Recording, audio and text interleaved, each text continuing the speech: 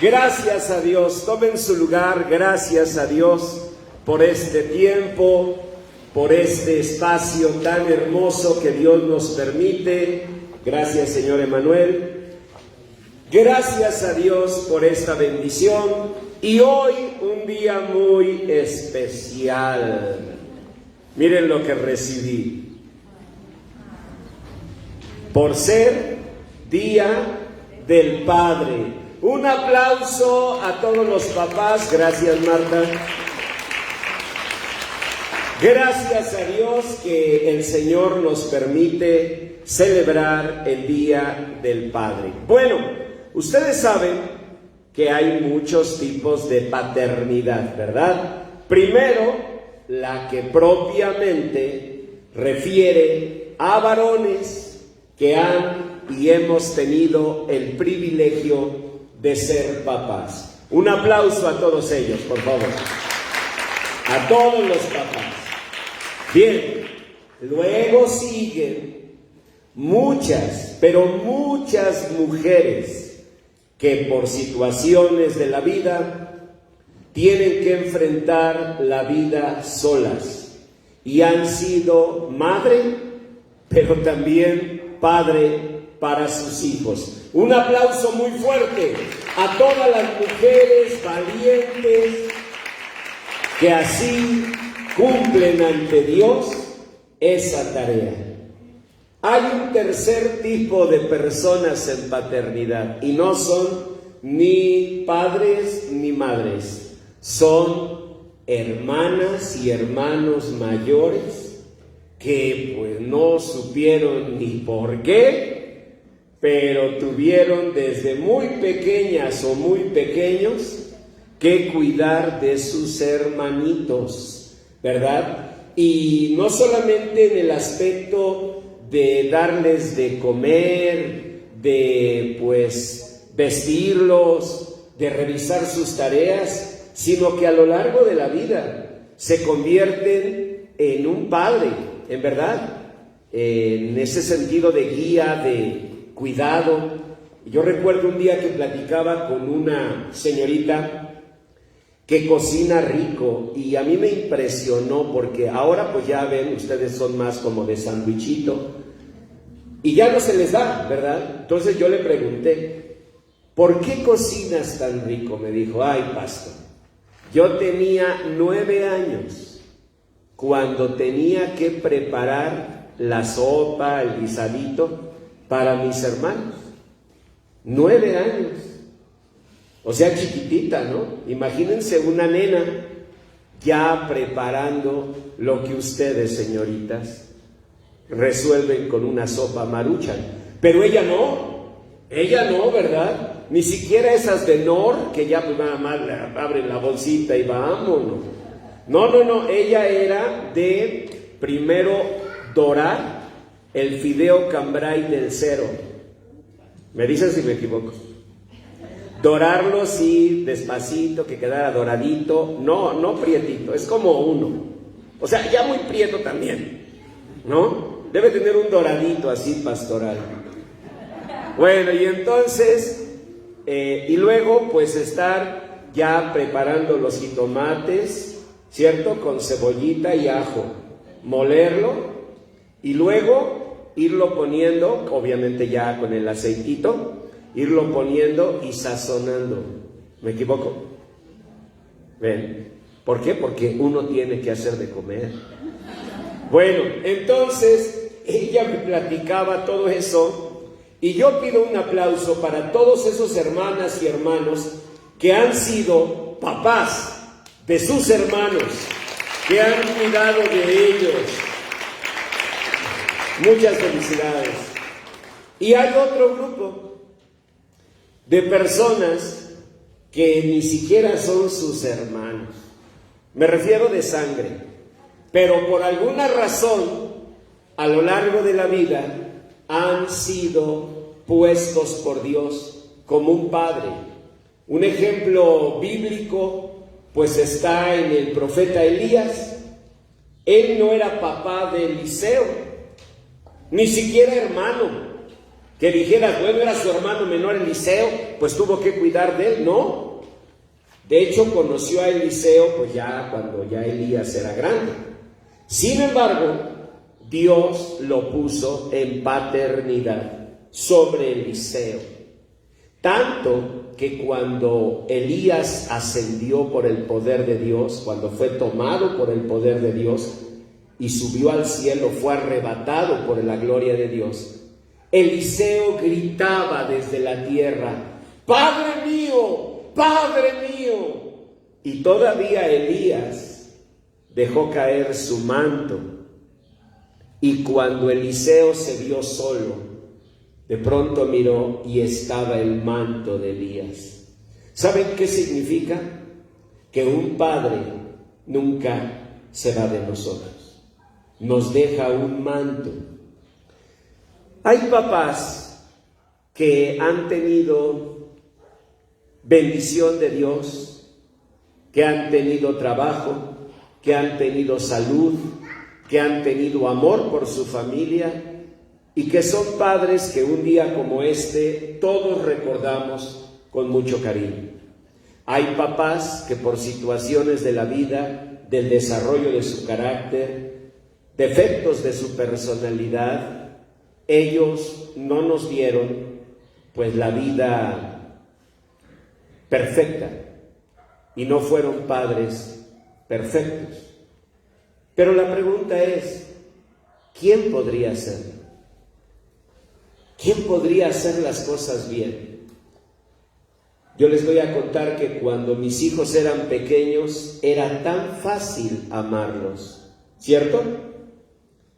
Cuando Josué era un chiquitín, jugaba con él en el patio, en el backyard, patio trasero, jugaba con él con un triciclo. Le llamábamos al juego el triciclo volador. Y yo ponía unas tablas con unas cubetas que Lois no buscaba y ahí acomodaba una pista, porque pues lo de Checo Pérez desde chamaco, la verdad, ¿no? Y entonces yo tomaba a mi hijo, lo subía al triciclo y empezaba a correr con él, y cuando llegábamos a una tabla que habíamos encontrado, brincaba con el triciclo y gritábamos los dos, ¡el triciclo volador! Y no les miento, había vecinos en esa zona de las lomas, de Parques, en Cuautitlán Izcalli, que en serio se asomaban a vernos jugar, porque era divertidísimo. Jugábamos béisbol con un bat que le compré, así de plástico pero gordito, y con una pelota, un bat para que un niño chiquito pudiera pegarle. Y entonces nos poníamos ahí y le daba a Josué, en una de esas le pincho así la pelota y él la toma y le da, pero fuerte. Pero vi su cara de dolor, porque le dio con el bat, pero con su dedo también. Pero un home run, en serio, salió la pelota. Y él entre que quería llorar, porque yo gritaba, home run, y él no sabía si llorar o alegrarse. Y pues le ganó el llanto, y de repente que empieza a soltar el llanto. Y yo recuerdo que fui, lo tomé, y llorando lo llevaba. Primera base, segunda base, Josué, el hijo de Baby Ruth, anota carrera. Y el niño llore y llore. Esos eran mis juegos, si se hubieran quedado chiquitos. Con Jessica, no. Jessica no me soltaba un momento. En cuanto pudo caminar, decía, yo me voy con mi papá. Ella creció entre las bancas de la iglesia. En serio, en las bancas de la iglesia hacía su tarea. Ahí con Tere Niño, Tere Rocha, mi asistente de esos tiempos, Tere le ayudaba a ver qué tienes de tarea, porque no quería soltar a su papá. Y ya anoche teníamos luego juntas, y ella ya no la podía dejar en las bancas, la metía a la oficina, y ella estaba entre jugando, dibujando y oyendo. Cuando salíamos de la iglesia, la niña, que parecía pues que estaba en sus cosas, me comentaba, oye papá, Yo creo que lo que deben hacer es esto o aquello, ¿no? Desde chiquita tuvo eso. Y era tan fácil amarla, y tan fácil educarla, y tan fácil ser papá. Pero crecieron. Y aunque hijos de pastor, finalmente jóvenes. Recuerdo el primer día que Josué me llegó con un mechón morado. ¡Qué susto me metió! Me acuerdo que yo me quedé así, me había pedido permiso, pero no pensé que tan morado, ese sí me agarró. Y recuerdo que llegó con su mechón morado y yo ya iba luego a orar y imponer manos porque dije, algo le está pasando. Y ya le dije, hijo, ¿y ahora qué te pasó? Pero ese fue solo el principio, ¿no? Ahora cuando lo veo digo, si de todos modos se le iba a caer el pelo, mejor le hubiera dejado sus mechones, dorados o del color que fueran, pero le hubiera dejado a mi hijo sus mechones. Comenzaron a crecer, comenzaron ideas, relaciones, modas, y qué difíciles. Un día, una persona que era mamá de un amigo de mi hijo, me comentó, me dijo, pastor, con mucho respeto, ¿no estará siendo usted demasiado estricto? Y le dije algo que quiero que recuerden y lo guarden en su corazón siempre. Le dije, mire, en las ciencias del comportamiento humano, o sea, en la psicología y ciencias afines, nosotros creemos esto, que es muy difícil equilibrar entre dejar a los hijos hacer lo que quieran o ponerles límites rígidos. Pero si tuviéramos que escoger, preferimos límites rígidos que límites difusos. Porque si tú dejas a un hijo con límites difusos, él podría llegar a ser un delincuente. En cambio, si pones límites rígidos, tienes razón, tal vez inhiba su personalidad, tienes razón, tal vez generes en él algo de falta de confianza en sí mismo, pero va a ser una persona incorporada a la sociedad. Entonces me dijo, bueno, pastor, pues, yo le digo porque yo, la verdad, no, yo creo que son jóvenes y que hay que dejarlos. Su hijo fue desarrollando un alcoholismo que a la fecha es un problema para él, ya siendo un hombre, pues ya de más de 40 años, ¿ven? Es difícil. Yo pido perdón a mis hijos si fui demasiado estricto. A veces sí me cuestiono, digo, ¿habré sido demasiado duro? Y a veces me conforto porque digo, tenía que educarlos, tenía que hacerle ver que eso no era correcto, tenía que poner límites. Pero créanme, no es fácil así decir, miren, la receta es la siguiente. Yo recuerdo en mis conferencias siempre les digo una receta. Les digo, usen la ley del papalote. Pero es que es muy fácil dar conferencias, ¿eh? En serio, es muy fácil hablar de los hijos en una conferencia, porque les das recetas. Pero a la hora de hacerlo tú, pues es como lo que les pasa con el arroz. ¿Por qué se les bate? ¿Por qué cuando hacen arroz se les bate? ¿O por qué les queda seco que parece como aserrín? Porque una cosa es verlo en el recetario y otra cosa hacerlo allí, enfrente de nosotros. Y si eso es difícil con el arroz, y ya olviden el tema porque sí vi que a varias se les llenaron los ojos de lágrimas, como que dijeron, ¿quién le dijo al pastor? ¿Quién le dijo que me sale batido como engrudo? A ver, un ejemplo nada más, no te presiones. Bueno, Pero ya olvidando el tema del arroz, si es difícil con el arroz, más con un hijo. La receta que yo les doy y les digo, miren, sigan la ley del papalote. ¿Han volado un papalote alguna vez? Bueno, corren ustedes y empieza el papalote a levantarse. Y es muy sencillo, miren, suelten hilo, jalen hilo. Si ustedes sueltan mucho el hilo, el papalote no tiene tensión, ¿y qué le va a pasar? Cae, como dice Silvio Rodríguez en una hermosa canción. El papalote cae, ¿no? Bueno, si ustedes le jalan mucho, ¿qué puede pasar? Que se rompe el hilo, revienten el hilo. Así que mamás y papás presentes, jalen hilo, suelten hilo. Y termina la conferencia. Y yo me subo a mi coche de regreso y digo, Señor bendito, ayúdalos, porque la cosa es que no van a saber cuándo jalar y cuándo soltar. ¿Es cierto? ¿Cómo sabes si eres demasiado severa y lastimas el corazón de un hijo? ¿Cómo sabes si eres demasiado blando? Y tú que podías haber evitado una situación dolorosa en la vida, a ti que te tocaba como padre, ya seas padre varón o padre mujer, a ti que te tocaba meter límites, no lo hiciste.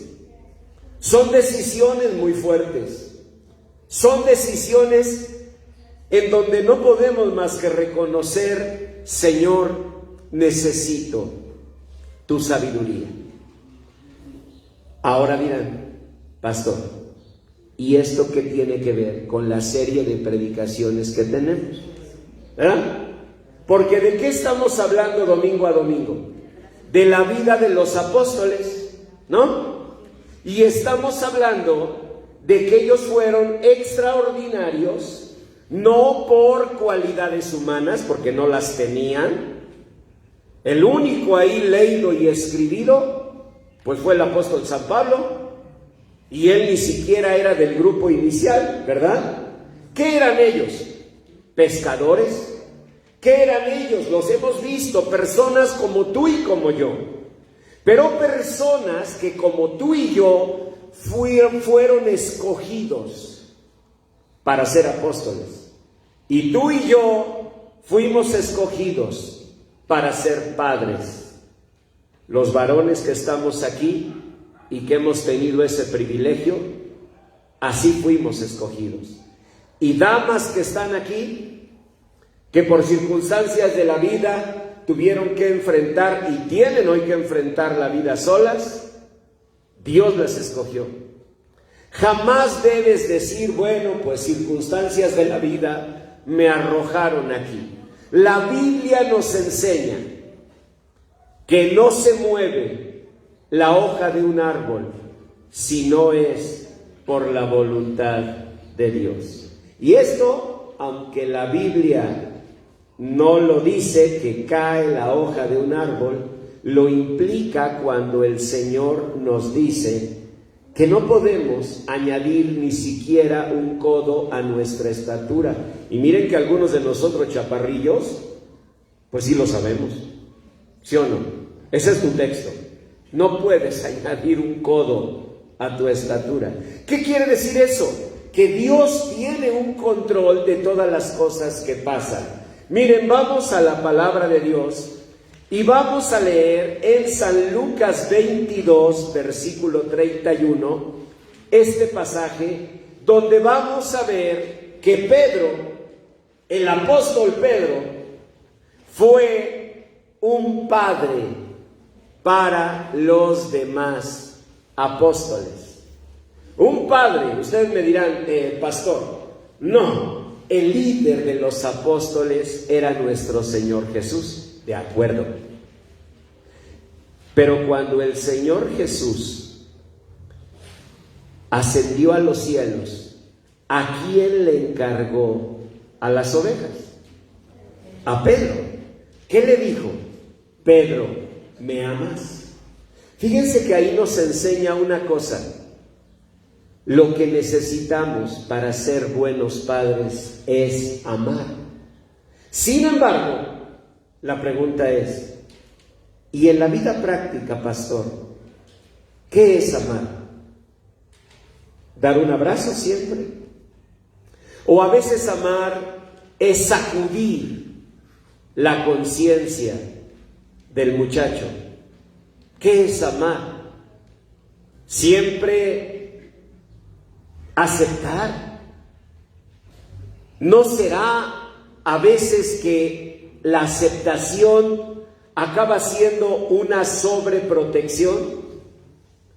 Un día en la Universidad de las Américas, donde hice mi primer maestría, allí atendimos a un joven con situaciones de identidad de género.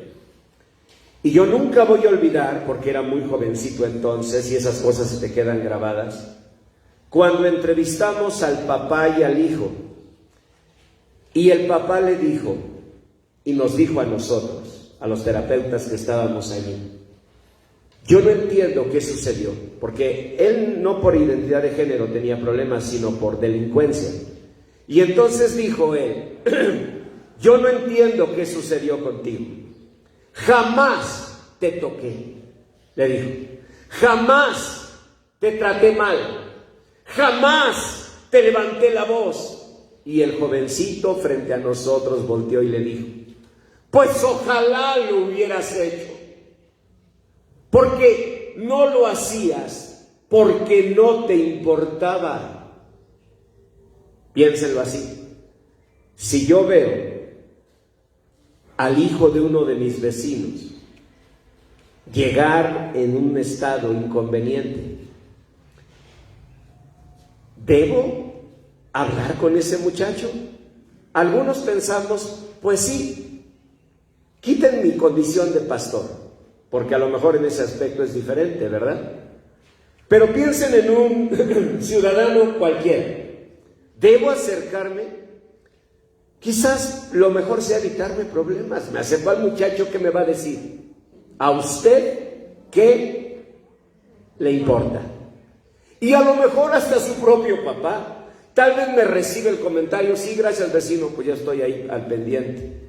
Pero capaz que diga, ¿y este qué se mete? Y peor si el chamaco se parece a mí. No, capaz que salgo en un problema. Entonces, no, mejor dice, yo no me meto. Y además no te metes, ¿por qué? Pues porque no es tu hijo.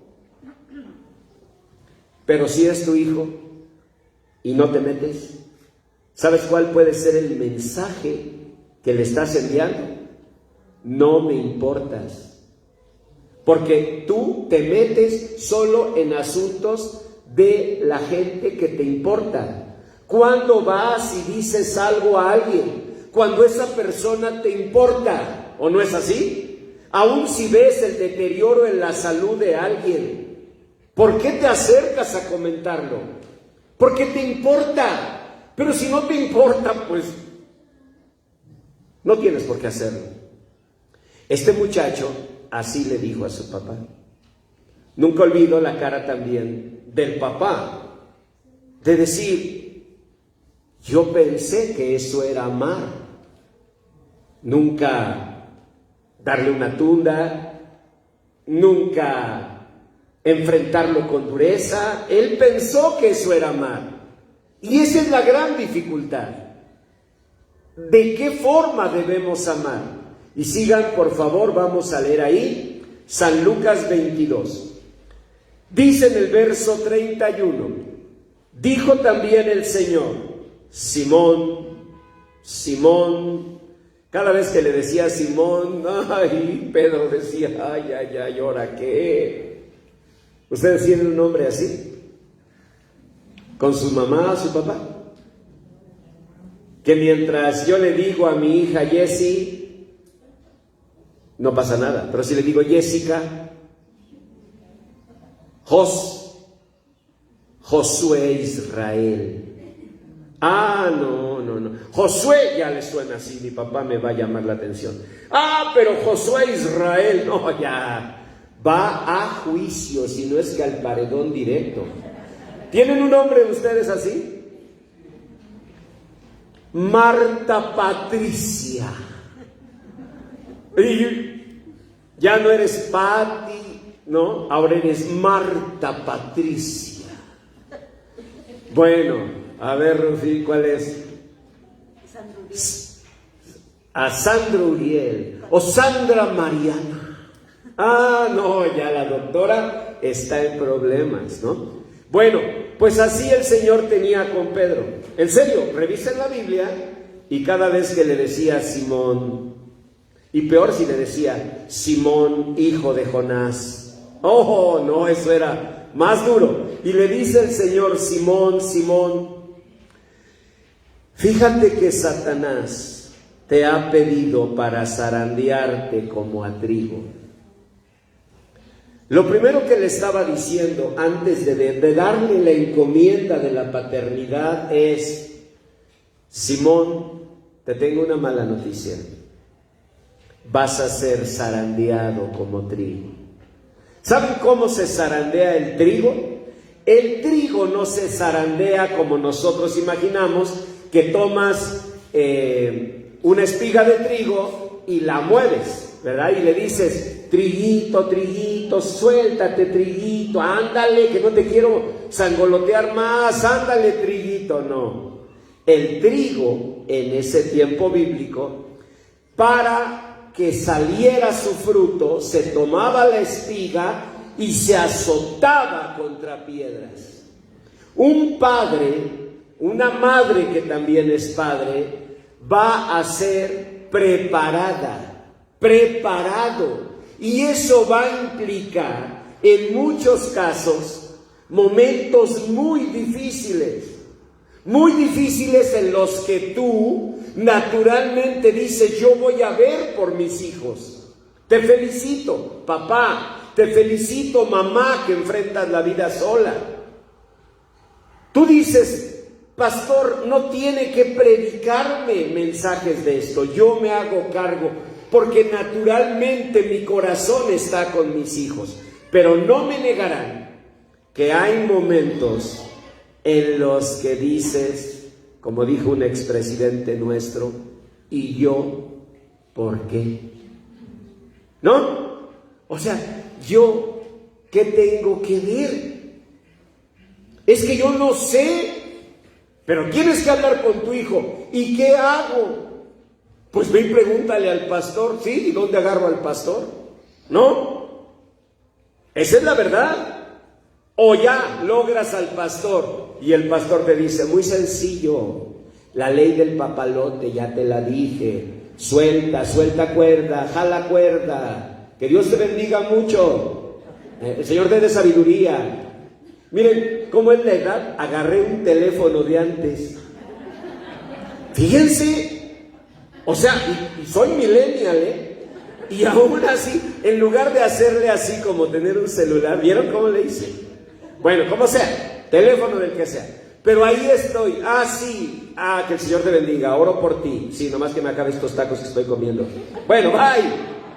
Y el pastor ya salió del problema. Me dio un texto bíblico que yo, para empezar, ¿dónde encuentro? ¿Quién sabe qué me dijo? Primera de Apocalipsis, o no me acuerdo ya. Se me revuelven los libros de la Biblia.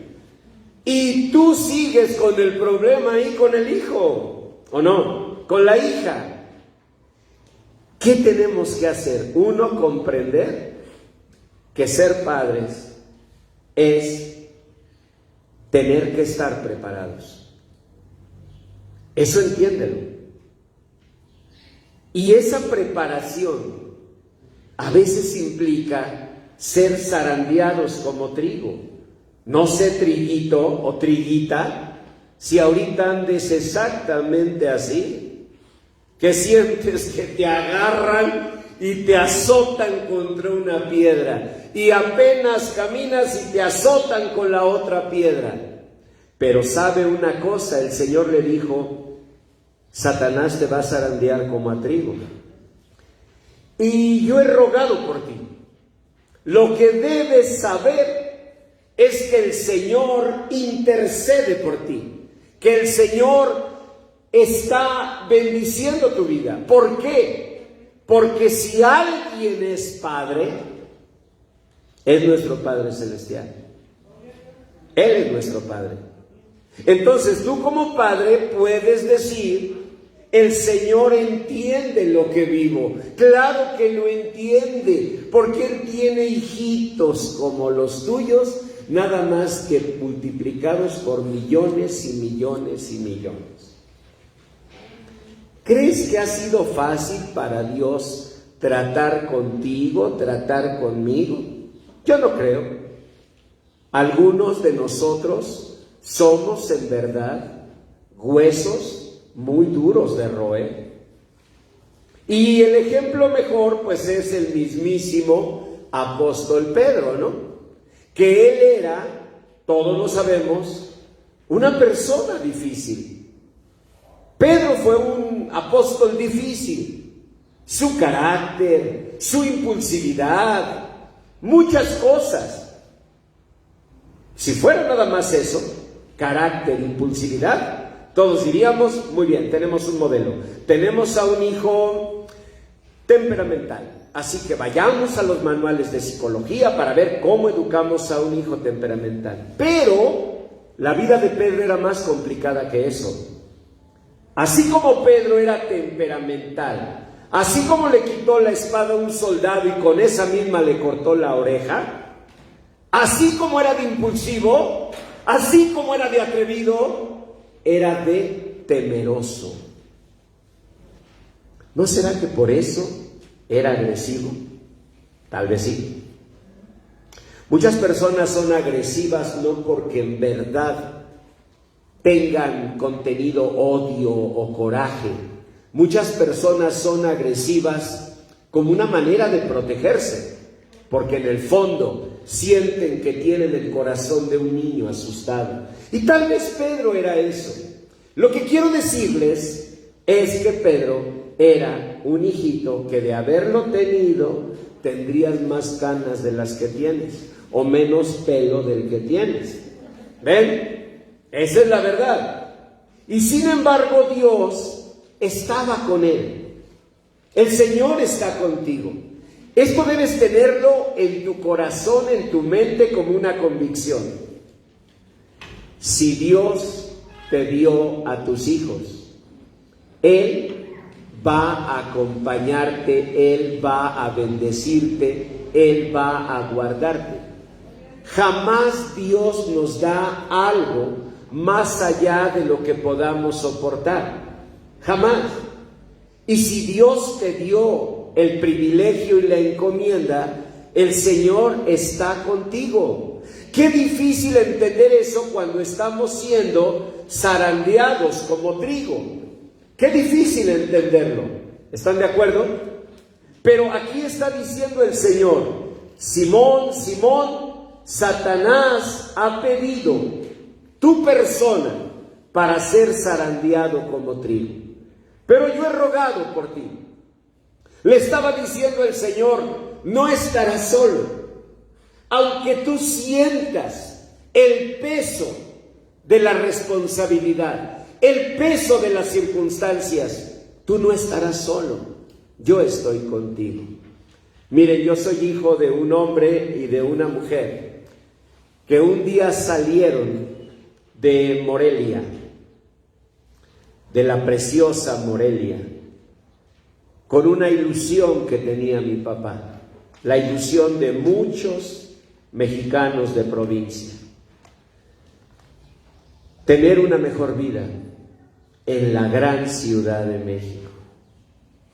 Y tomaron un tren que los dejó en la estación de Buenavista. Ahí llegaba el tren, donde ahora es la estación del tren suburbano. Ahí llegaba el tren y ahí llegaron mis padres.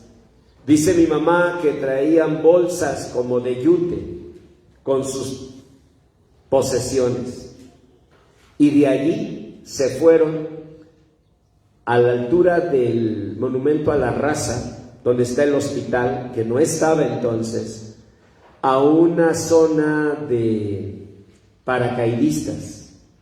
Mi papá siempre fue muy arrojado y le gustaba ese deporte del paracaidismo. No, sí le gustaba, en serio. Yo cuando les digo que tengo orígenes así de deportes de alto riesgo es por eso. Pero no llegaban con paracaídas, sino llegaban con cartones a hacer sus casitas. Y ya de allí se trasladaron a una humilde vecindad de la colonia Peralvillo, donde yo nací. Soy hijo, por tanto, de un hombre valiente, pero un hombre que, como les he contado, batalló con una terrible enfermedad, batalló con una terrible situación. Y ese claro oscuro fue mi vida, tal vez en la vida de ustedes también. En la vida de Pedro fue así. ¿Quién era Pedro? ¿Quién era Simón, el hijo de Jonás? ¿Saben quién era? El valiente que cuando vio que su maestro era maltratado, tomó una espada y le cortó la oreja a un soldado. Pero era también al mismo tiempo el cobarde, el temeroso, que se escondía y que decía cuando le preguntaban: tú estuviste con él, tú lo conoces. ¿Qué decía Pedro? No conozco a tal hombre. Ese era Pedro. Así fue mi papá, así soy yo y así eres tú. Un hombre, una mujer de claroscuros. El problema a veces es que el padre debe ser un ideal, debe ser un ejemplo. Y tú te preguntas, como yo lo hago como pastor, ¿y cómo puedo ser un ejemplo si yo no soy perfecto? Si batallo con cosas. Si un pastor, por ejemplo, un sacerdote, un rabino, confesara ante su congregación: estas son mis luchas, yo les aseguro que todos, aunque somos imperfectos también, no dejaríamos de hacer las cejas así. ¿Sí o no? ¿Usted, pastor? Igual que usted, ovejita. Igualito. Y si vamos a tener algo en nosotros, será por la gracia de Dios y solo por su gracia.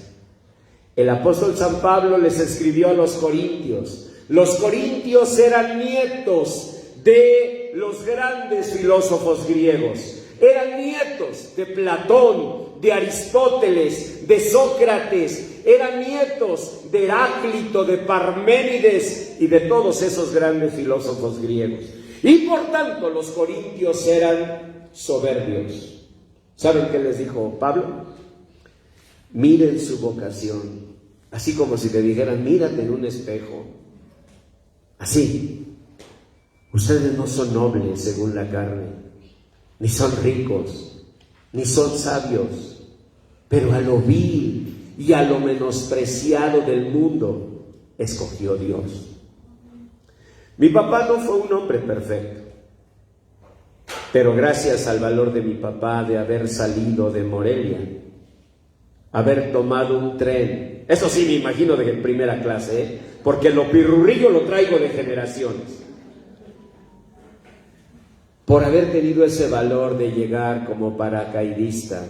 Imagínense nada más, saltar del avión sobre el monumento a la raza, ¡ay, ay, ay! Y con todo, y mi mamá y mi hermano Víctor y mi hermana Yolanda. Por ese valor estoy aquí. Y yo debería reconocer, y tú también, en cada logro, en cada victoria, en cada éxito, yo debería reconocer el valor de mi papá. ¿Saben qué es lo malo? Que contra ese valor, en oposición a ese valor, también hay muchos recuerdos tristes. Y a veces esos recuerdos tristes llegan a oscurecer la bendición de un padre. Así me pasó a mí. Hasta que un día me di cuenta que había 3 palabras en mi corazón que siempre me alentaban. Cuando mi papá me dijo un día: negro, te quiero mucho.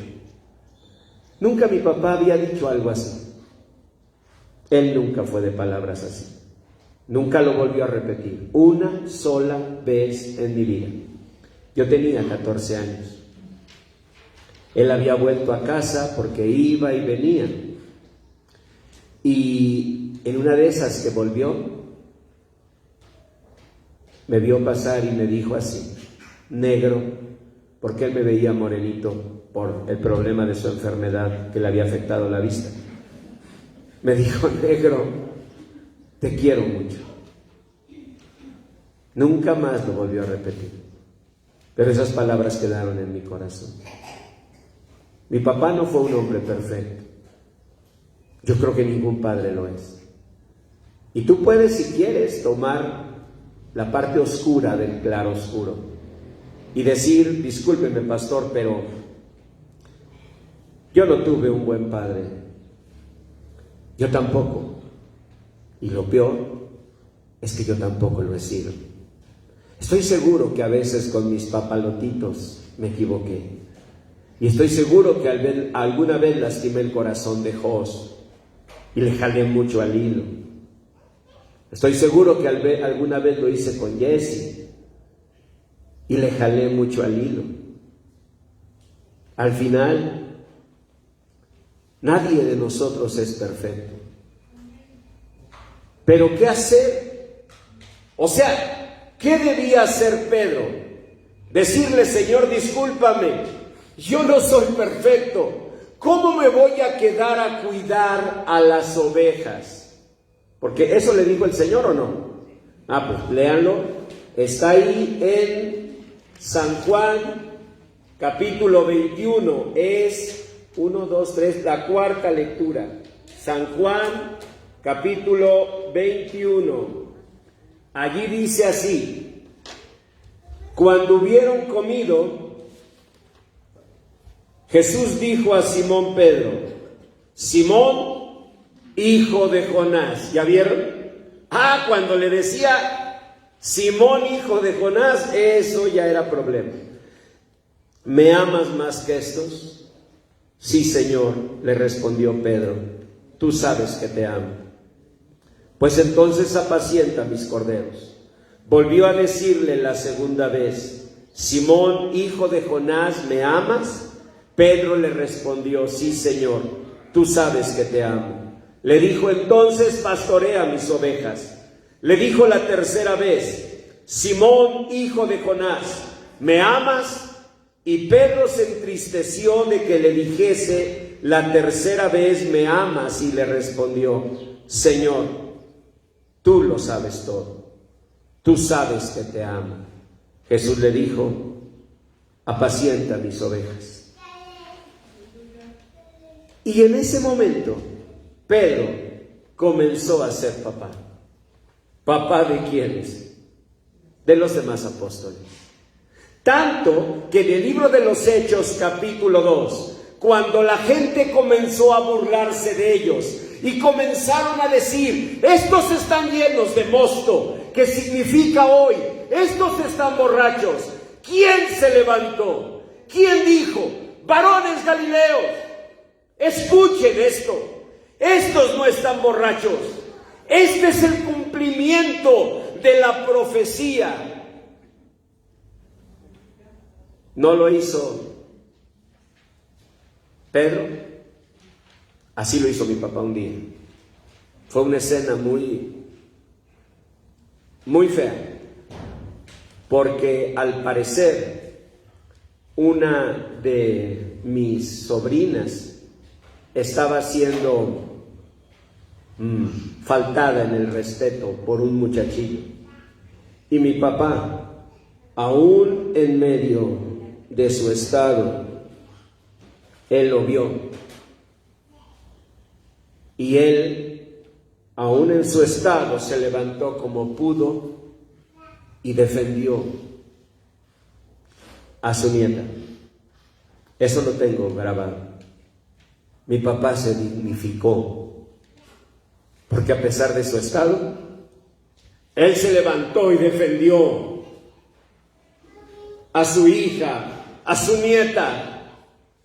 Yo recuerdo, esa es una escena que me duele mucho, porque yo recuerdo que parte de la familia, defendiendo al agresor, fíjense esto, es fuerte, decían: papá, ve cómo estás, tú te lo imaginaste. Y yo recuerdo a mi papá buscando lucidez en su estado al ver a su familia amenazada. Y decía: yo lo vi.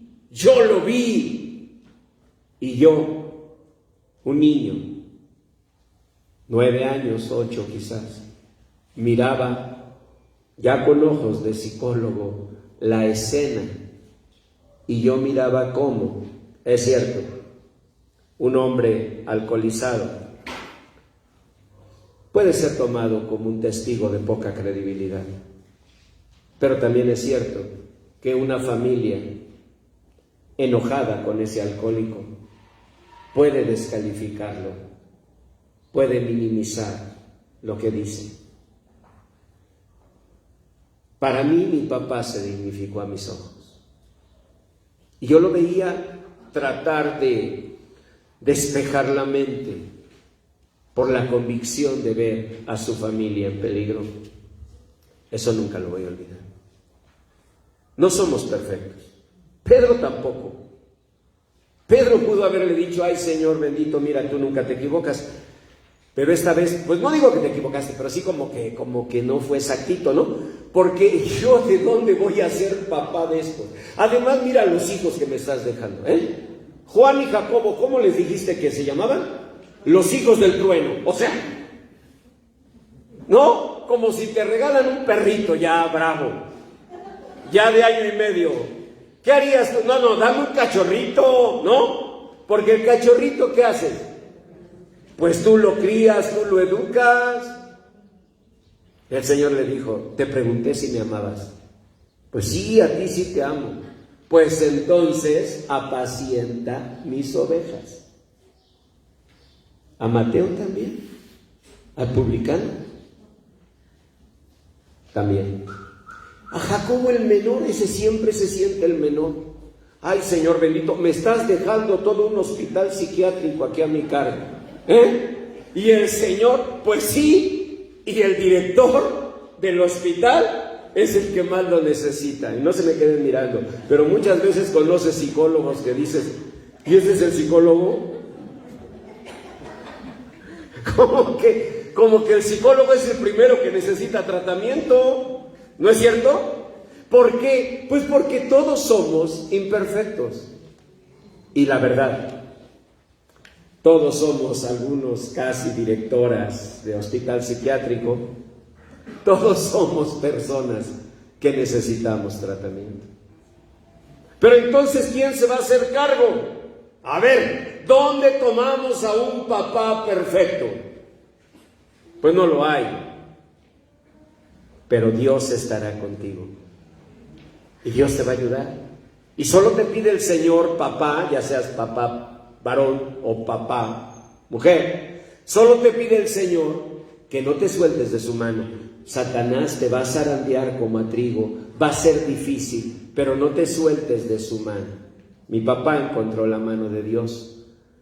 Un día, el Ejército de Salvación fue uno de los grandes medios para que mi papá tomara la mano del Señor. Y él murió en Cristo, ya muy afectado de neumonía, por tanto desorden y por tantas circunstancias. Pero murió en los brazos del Señor. Y ¿saben? Un día que decidí escribir el primer libro que publiqué, tomé una decisión. Lo voy a dedicar a mi papá. Ese libro se llamó porque ya no se ha reeditado, se llamó el poder de ser padres. Y eso fue lo primero que escribí, dedicado a mi papá. Porque entendí que a veces tenemos la bendición de tener una madre casi perfecta. Dios bendiga a nuestras mamás, a esas mujeres maravillosas, entregadas con todo el corazón por sus hijos. Pero cuando pensamos en los papás, no siempre tenemos la misma sensación, porque, pues la verdad, los hombres presentamos mayores estragos a lo largo de la vida. Yo sé que hay algunos ejemplares, gracias a Dios por ellos, pero hay también cada fichita que estoy viendo desde aquí, que Dios guarde la hora, ¿verdad? Que uno dice, Señor bendito, pero también, ¿para qué le encargas un hijo? ¿No? Estaba viendo cómo era. Y vi, Señor, ¿y qué nos diría el Señor? El Señor nos diría, por gracia sois salvos. El Señor nos diría, a lo vil y a lo menospreciado del mundo escogí. Papás que estamos aquí, papás varones, no somos perfectos, pero Dios nos dio su gracia al permitirnos la bendición de ser padres. No desatiendas esa gracia, no te sueltes de la mano de Dios. Volvamos ahí a la primera lectura, cuando le dijo el Señor, Satanás te va a zarandear como a trigo, pero yo he rogado por ti que tu fe no falte.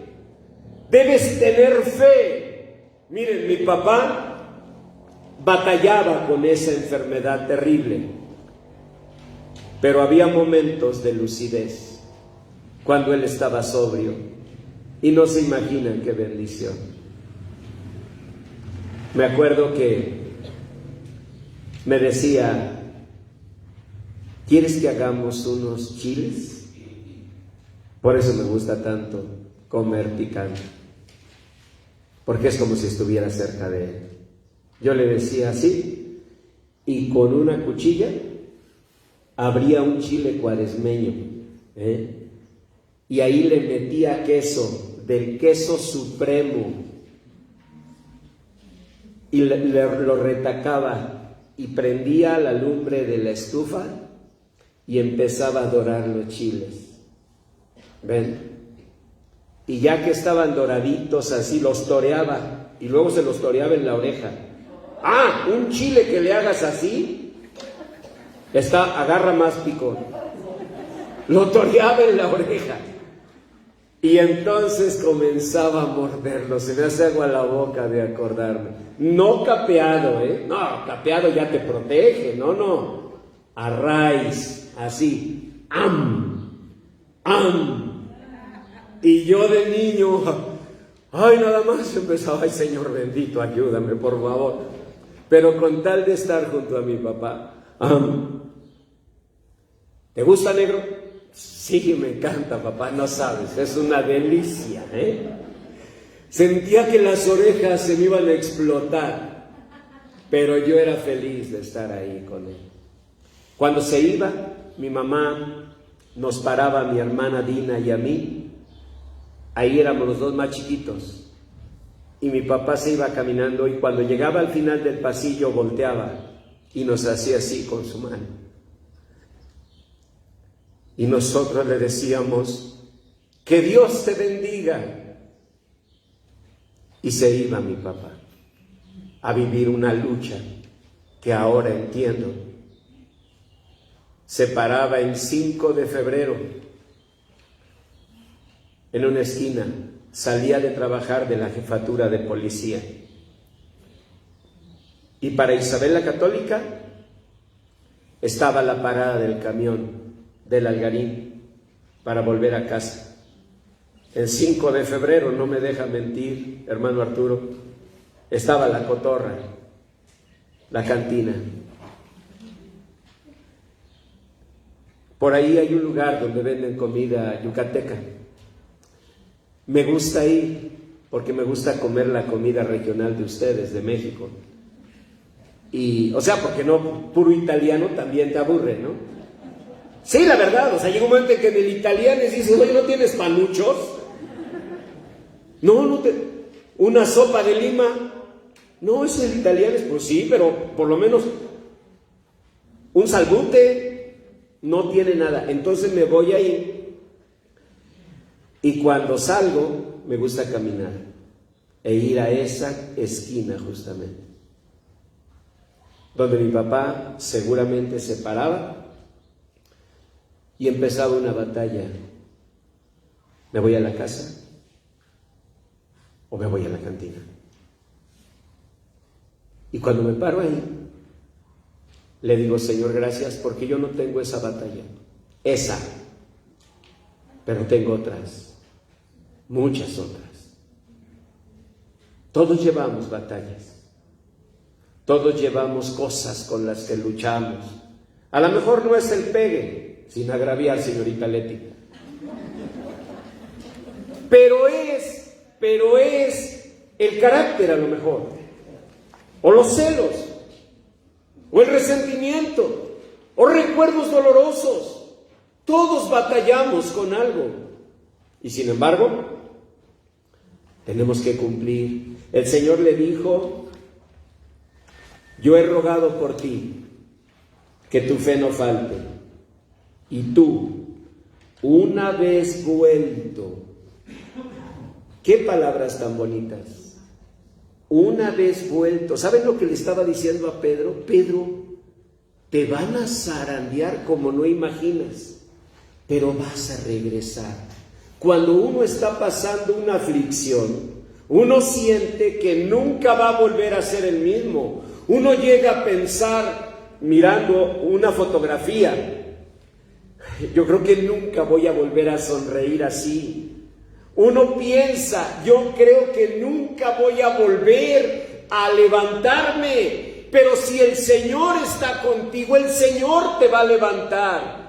Una vez vuelto, Pedro iba a estar en el suelo en la desesperación, pero el Señor lo iba a levantar. Le estaba diciendo, tú volverás, Pedro, volverás. Cuando Pedro negó a Jesús, dice la palabra de Dios que él se fue a llorar amargamente. Algunos historiadores dicen que el rictus de llanto nunca se quitó de Pedro, que él siempre sintió vergüenza de lo que había hecho. Pero al final se levantó, llegó a ser lo que Dios había querido. Y fíjense que pensando en mi papá, yo nunca le reconocí algo que es lo más precioso de todos los regalos que he tenido en la vida, que es la música. Mi papá tocaba la guitarra, componía canciones. Yo escribo alabanzas y toco la guitarra. Un día estaba limpiando mis guitarras, porque las guitarras se les da su mantenimiento. Le pones aceite de limón al diapasón. No crean que nomás están así.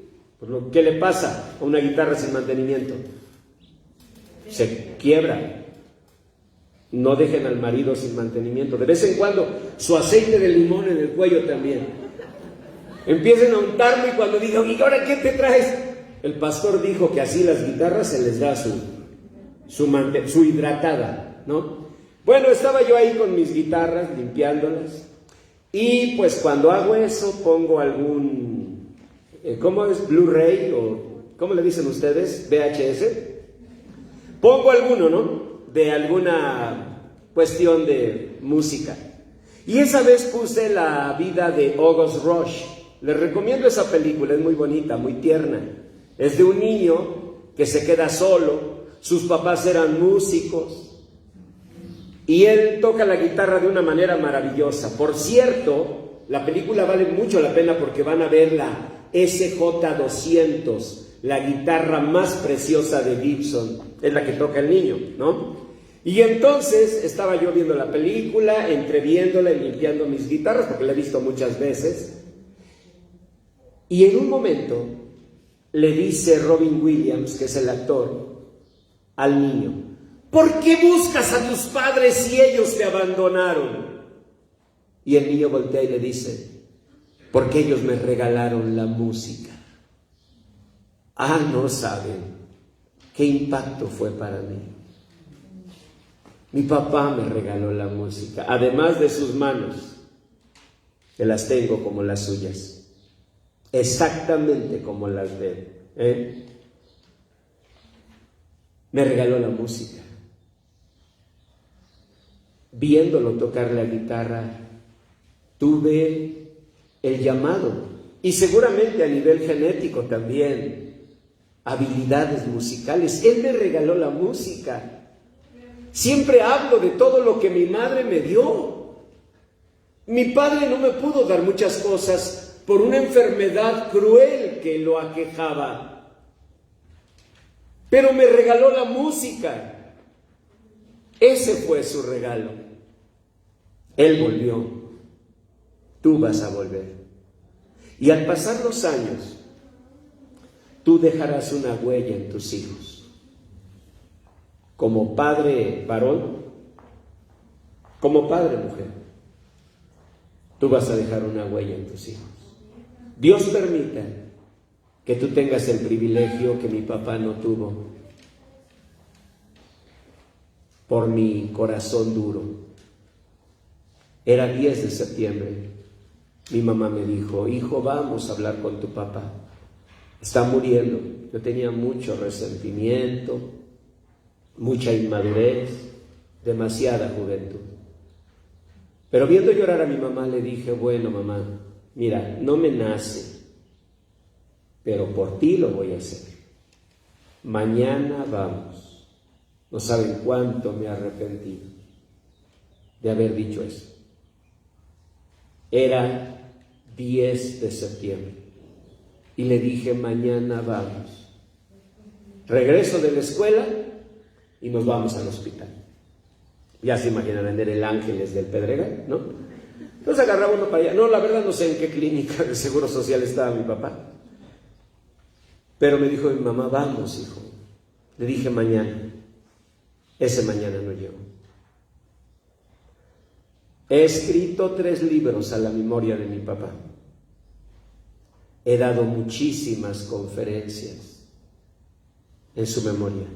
Y en su memoria colaboro siempre con los grupos de AA. Son muchos: 24 horas, Cuarto y Quinto Paso, Al-Anon, donde quiera que me invitan. Y siempre subo a tribuna y digo: mi nombre es Julio Vega, no soy un enfermo alcohólico, pero estoy aquí en la memoria de uno que sí lo fue, mi papá. Y así comienzo siempre mis conferencias. Todo eso lo puedo hacer. Lo que no puedo hacer es regresar el tiempo y estar en ese 10 de septiembre y decirle a mi papá: muchas gracias por lo que hiciste por mí. Todos vivimos en ese claro oscuro. Por supuesto que si quieres, traes todos los recuerdos malos, negativos, dolorosos. Si tu papá fue más oscuro que claro, ¿no? Gracias a Dios por los que tuvieron un padre totalmente claro, ¿no? Bendito sea el Señor. Pero también, si quieres, sacas estos recuerdos claros. Y si mis hermanos y yo tuvimos una mejor vida, si mis hijos y mis sobrinos tuvieron una mejor vida, y si ahora hay nietos y bisnietos y tataranietos de ellos con una mejor vida, eso lo debo al Señor y a un joven valiente que con 18 años salió junto con mi madre de Morelia a la Ciudad de México. A él lo debo. Y tú lo debes también. Y por eso el Señor dice, honra a tu padre y a tu madre, para que te vaya bien y seas de larga vida sobre la tierra. Quizás no tuvimos un padre perfecto. ¿Quién lo es? ¿Tú? Hoy, yo podría juzgar a mi padre, créanme que no. Conforme pasan los años, porque ya son más de 40, en mi caso. Bueno, la verdad 63, ¿no? Pero si son más de 40 o no. Ahí está. Cada día que pasa más es fuerte la convicción. Yo también lucho, papá. Yo también tengo una esquina donde lucho en cada día. Y si gano la lucha, no es porque sea mejor que tú, es porque la gracia de Dios me sostiene. Solo por eso. Solo por eso. Pero no es que sea mejor que tú. Así que les invito a que oremos y demos gracias a Dios.